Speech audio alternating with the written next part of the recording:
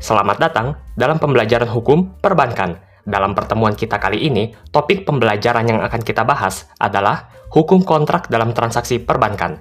Nah, teman-teman, hukum kontrak yang juga dikenal sebagai hukum perjanjian dalam kerangka Undang-Undang Hukum Perdata yang berlaku di Indonesia menganut prinsip sistem terbuka. Salah satu prinsip kunci dalam sistem terbuka ini adalah asas kebebasan berkontrak yang memberikan kedudukan yang setara bagi semua pihak yang terlibat, tanpa memandang status sosial, ekonomi, atau derajat mereka.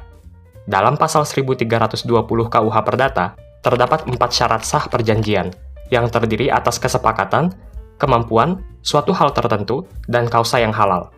2 syarat yang pertama termasuk syarat perjanjian subjektif, sedangkan 2 syarat yang lain termasuk sebagai syarat perjanjian objektif. Hukum kontrak dalam transaksi perbankan merupakan aspek yang sangat penting dan diatur secara ketat oleh Undang-Undang Nomor 10 Tahun 1998 tentang perubahan atas Undang-Undang Nomor 7 Tahun 1992 tentang perbankan, atau lebih singkat disebut UU Perbankan. Undang-undang ini menetapkan kerangka kerja hukum yang mengatur hubungan kontraktual antara bank dan nasabahnya dalam berbagai jenis transaksi perbankan.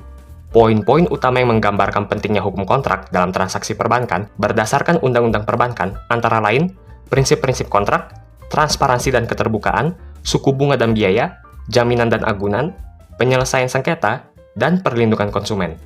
Kita bahas dulu dari yang pertama, teman-teman, yaitu prinsip-prinsip kontrak.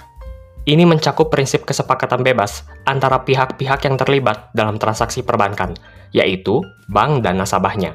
Kontrak dalam transaksi perbankan dibangun atas dasar kepercayaan, saling menguntungkan, dan prinsip kepatuhan pada peraturan yang berlaku, sebagaimana isi pasal 1 angka 5 Undang-Undang Perbankan.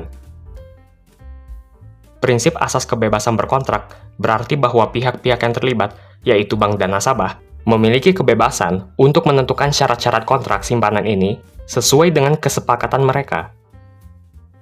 Kedua, transparansi dan keterbukaan.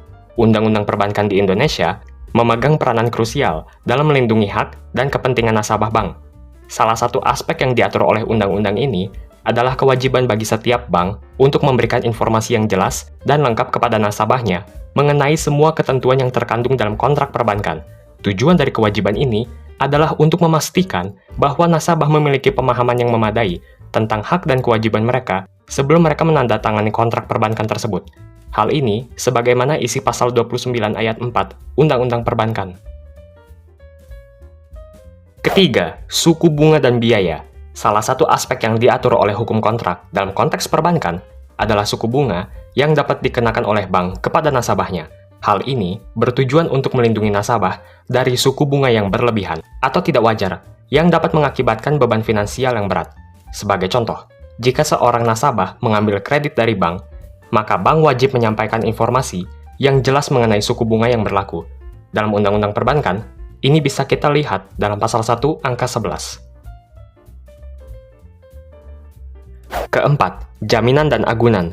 Dalam beberapa jenis transaksi, seperti pemberian pinjaman, bank memiliki hak untuk meminta jaminan atau agunan sebagai bentuk perlindungan terhadap risiko. Contohnya, ketika seseorang mengajukan pinjaman untuk membeli rumah, bank dapat meminta rumah tersebut sebagai agunan. Dalam hal ini, hukum kontrak menentukan prosedur dan ketentuan yang harus diikuti oleh bank dan nasabah. Dalam pasal 1 angka 23 Undang-Undang Perbankan, dijelaskan pengertian agunan sebagai jaminan dalam transaksi perbankan menjadi bagian integral dari konsep hukum kontrak dalam undang-undang ini. Kelima, penyelesaian sengketa. Hal ini sangat signifikan karena memberikan kerangka hukum yang jelas dalam menangani perselisihan di antara kedua belah pihak. Prosedur penyelesaian sengketa secara umum mencakup beberapa opsi, yaitu mediasi, arbitrase, atau pengadilan. Dengan adanya pilihan ini, sengketa dapat diselesaikan dengan cara yang efisien dan adil. Misalnya, melalui mediasi, kedua belah pihak dapat duduk bersama dan mencari solusi yang memuaskan bagi semua pihak, tanpa harus melibatkan proses litigasi. Keenam, perlindungan konsumen. Melalui ketentuan-ketentuan yang ada dalam Undang-Undang Perbankan, konsumen memiliki hak-hak yang perlu dijaga dalam setiap transaksi perbankan. Salah satu hak yang mencolok adalah hak untuk membatalkan transaksi tertentu. Hal ini penting karena konsumen seringkali harus membuat keputusan finansial yang signifikan. Ini juga memberikan konsumen sebuah peluang untuk memeriksa dan memastikan bahwa mereka telah membuat keputusan yang benar berdasarkan situasi keuangan mereka. Sekian dan terima kasih telah menyaksikan pembelajaran kali ini, dan sampai jumpa di pembelajaran hukum perbankan berikutnya.